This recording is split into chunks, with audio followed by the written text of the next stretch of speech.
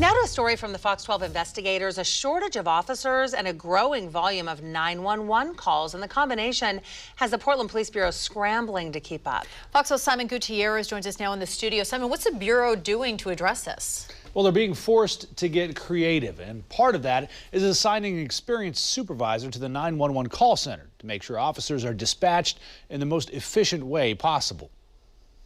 This is the Portland Police. On a headset, behind a desk, Sergeant Brad Yonkitz fields call after call. And he's making strange statements. Making decisions in real time about whether or not to send an officer in response. Folks call 911 sometimes for the wrong reason, and they think a police officer is going to solve their problem. And what type of statements? But in many situations, he says, the complaint would be best handled by someone else. It might go to another city entity. It might go to a county entity.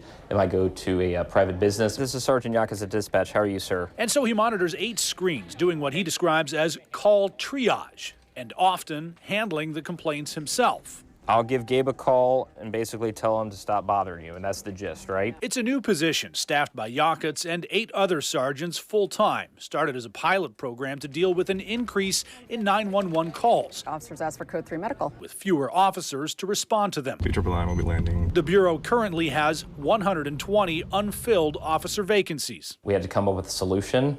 One way is to reduce the amount of time officers, number one, are either spending on calls or reduce the call load that officers are going to the calls. The triage program is having an impact. According to a report by the City Budget Office, triage sergeants cleared or diverted more than 1,800 calls in 2018, translating to more than 1,300 hours of officer time saved. It frees up an officer to handle higher priority calls. The higher priority calls don't stop coming in. Yonkitz admits the current solution to the high call volume isn't a perfect one. Is it a Band-Aid possibly? Sure.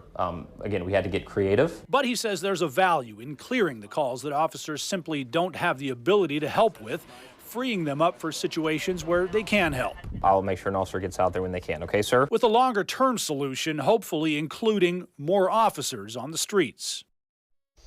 Back to that point about the Band-Aid, that points to the much larger wound or problem. Officers simply can't get to some of these lower priority calls. That's a real frustration for some folks in the community, and we'll get into that a little bit more tonight at 10 o'clock. Really interesting story. What would these sergeants be doing in a typical shift if they weren't in the dispatch center? At a typical shift, they'd be supervising the officers that are out in the field and sort of guiding them and directing them as to, how best to respond to things. And, it's kind of just a little bit of a shell game with so few officers.